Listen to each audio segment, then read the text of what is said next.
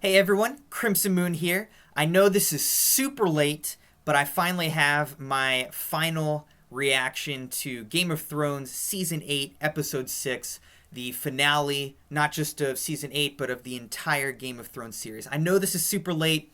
I've been traveling basically for the past month, and I wasn't able to make a video. Then it felt like there was so much reaction and buzz that I just didn't really prioritize making a video. But I want to finish the series, so I'll just give some of my quick thoughts about this final episode and probably just about Season 8 overall. So, Episode 6 opens up with the destroyed bell at the foot of the burned Red Keep. And I really loved that opening shot because I think it really captured just an image without words everything that had happened in the previous episode. An excellent image of just the merciless decisions of Dany to ignore their plea for peace and to instead just slaughter the entire city. So I really liked that opening shot. I thought that was well done. Now, coming into to episode 6, I thought, okay, there's a possibility that maybe Jaime and/or Cersei are still alive and that will kind of play out some final thing with them. Nope. Tyrion goes down into the Red Keep and they're both just dead under some rubble holding each other. Okay, super lame ending for both of them. Jaime doesn't really get his redemptive arc. Cersei just dies getting crushed by rubble, like off camera. Okay. Really unsatisfying ending, in my opinion, for both of them. Okay, now with that said, they do at least give a solid ending for Brienne when she becomes the head of the King's Guard, and she actually gets to write Jaime's entry into the King's Guard annals. So at least she gets to do that. That's a pretty fitting ending for Brienne, and I can be happy with that. I also think that the scene with Jon and Dany was well done, actually. So it made it seem like maybe Jon was going to be weak and give in to his love/lust of Dany. And then suddenly, right when it seems like maybe he's not going to do it, he stabs her in the heart and becomes the Queenslayer. Now, the question that I have here is the dragon comes up, sees that he just murdered Dany, his mother and queen, and instead of, killing Jon, he turns to the Iron Throne and just super melts the Iron Throne. Iron Throne is gone. Then he picks up his mother Dany and flies away off into, not the sunset because it's just a bunch of ash. So he flies off into the ash. So why didn't he kill Jon? Was this Bran warging and taking control of the dragon? Or was the dragon just kind of being merciful, maybe because he knows that there's, Jon's kind of like the dragon's uncle, basically, or something, or cousin? Yeah, it's weird. So I don't know.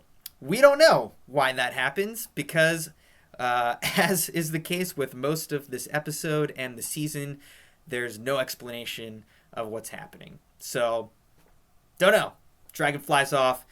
Jon's the Queenslayer. So, then we kind of fast forward to some sort of council meeting, basically between the remaining forces of Dany, led by Grey Worm, and then all of the remaining leaders of Westeros, and they're trying to figure out what they should do in terms of justice and peace and who should be the king.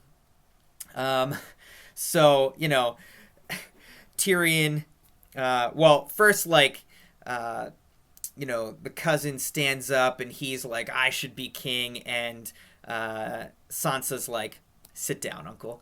So that was pretty funny, but a little bit ridiculous that they're like, who should be king? And Tyrion's like, well, I think Bran should be king, and everyone's like, okay, sounds good. No complaints from anybody at all. We'll just say yes to the first suggestion that we got, and none of us are going to have any kind of ambition or desire other than the little tidbit right at the beginning. So, okay, now Bran's king. He says that Tyrion's going to be his hand, and it's all decided. Sansa's like, actually, you know what? Even though you're my brother and I love you, the North is going to be an independent kingdom. And just kind of declare that right now. And Bran's like, okay. And everyone else is also like, sounds good. You be an independent kingdom, but none of us are going to do that, and we're just going to let Bran be king, and we're all fine with that. What? Okay, I thought this was a Game of Thrones. Like, all of a sudden, no one cares? Alright, whatever. A little bit ridiculous. And, Bran is asked to be the king, and they're like, will you do it? And he says, well, why do you think I came all this way and made this trip? As if he knew, which he seemed to have known, that he was going to become king all in the end. So it implies that he knew. So then, for me, that sparks the question of, has he been playing the Game of Thrones? Like, has he been using all of his warging and, time travel powers to orchestrate things so that he could become king? We don't know. There's really no background that's given. It seems to say, he at least says, like, I don't really want to be king, but I'll do it. But has he been, like, actually playing the Game of Thrones? There's no flashbacks. There's no explanation.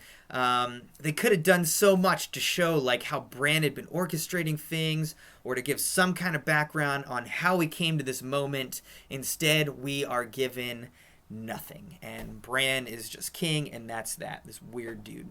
The only cool thing to me about Bran becoming king is that there's the cool image of moving from the Iron Throne to the wooden wheelchair, and just what that kind of symbolizes. So the Iron Throne symbolizing the harsh, unforgiving rule that is all based on strength and power, and not really caring about the people and their fate, moving to the wooden wheelchair where there's vulnerability, there's weakness, there's compassion for the people who are being ruled over. I think that's probably the coolest thing about Bran becoming king, maybe the only cool thing about Bran becoming king. And then you have Grey Worm is like on this insatiable quest of blood vengeance for the two women who he cared about most. Missandei and Dany are both killed, and he wants his vengeance, and so they get Jon sent to the wall, which I'll ask about that in a second, and then he's like, okay, and then they just leave. Then they all just leave. So, why send Jon to the wall if everyone's just gonna leave? Like, how about just pretend send him to the wall, then bring him back? I don't know. I guess their spies could tell them what's actually happening. Doesn't make any sense to me. The other thing that doesn't make sense is, why send people to the wall at all? Is there still a need for the wall? Didn't we have the Ice King, the Night King, and his entire army of the dead destroyed a couple episodes ago? So is there still a threat? Doesn't seem like it. Seems like that whole thing is over. So what is the point of the wall? It seems like Jon probably thinking the same thing, because he doesn't even stay at the wall. He just goes north with the free folk. And kind of a tragic arc for him, that he does all of this for his people, including killing basically his only real family member, Dany, and the one that he loved. And he should be the king, but he gets sent north for who knows what reason. So pretty tragic arc for him, but at least he's able to sort of be with the free folk, and reunited with his direwolf. Overall, I would say it seems like the Starks won the Game of Thrones, since Bran Stark sits on the Iron Throne. I mean, he's the king in the south. Sansa is at Winterfell, queen in the north. Jon goes far north and is with the free folk, but presumably holding a leadership position there. And then you also have Arya heading west, where no one has ever gone before, and kind of presumably ruling the seas or whatever. She's not going to really rule, but she's the one who has the power and the strength out there. So any direction you go, pretty much the Starks have power in and around Westeros. Now, with that said, even though Bran is technically king, it seems that Tyrion really is the one who's actually ruling, because Bran comes into the council meeting. There's decisions to be made, and he's like, I'm just going to go warg. You guys make the decisions. You'll be great. And so it seems like Tyrion's the one who's actually ruling, along with his council of lay people, which includes Bronn, surprisingly, as the master of coin. Now, overall, on Rotten Tomatoes right now, Season 8 currently sits at a rotten 58% from the critics and an atrocious 33% from the audience. The final episode, episode 6, sits at a 49% critic score. Now, I agree with these assessments that the final season and the final episode in particular were just huge letdowns. While the directors created stunning footage, I think that they failed to tell a story with any substance once they got beyond the source material of George R.R. Martin. It seems like without them, they didn't understand or even care about the story that they were telling. Instead, they cared about creating really cool scenes. It seems like they rushed to finish Game of Thrones so that they could get on to bigger and better things, a new Star Wars trilogy with Disney.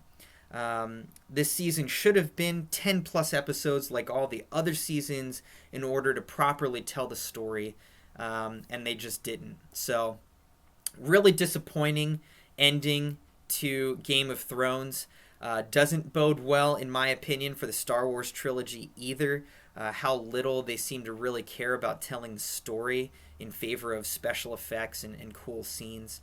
So, it's upsetting.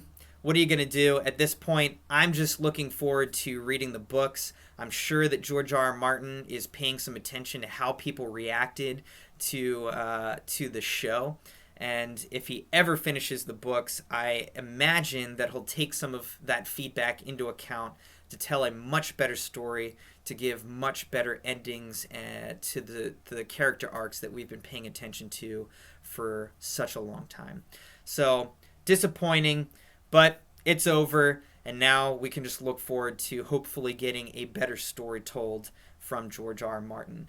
What I would say is, even if George R.R. Martin kind of has the characters die in the same way, I think that he could surround those deaths with a lot more background, a lot more, what's going on in their minds. Just fill it out a lot more to explain why are the characters making these decisions, why do they end up where they are. That could make these endings a lot more satisfying.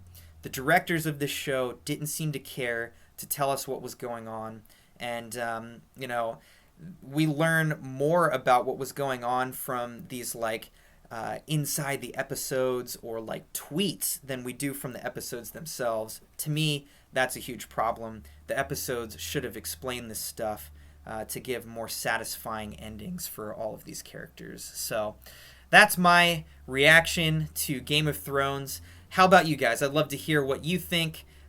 Questions, comments below. Thanks for checking out the video, and look forward to seeing you for some reviews of other shows in the future. Bye.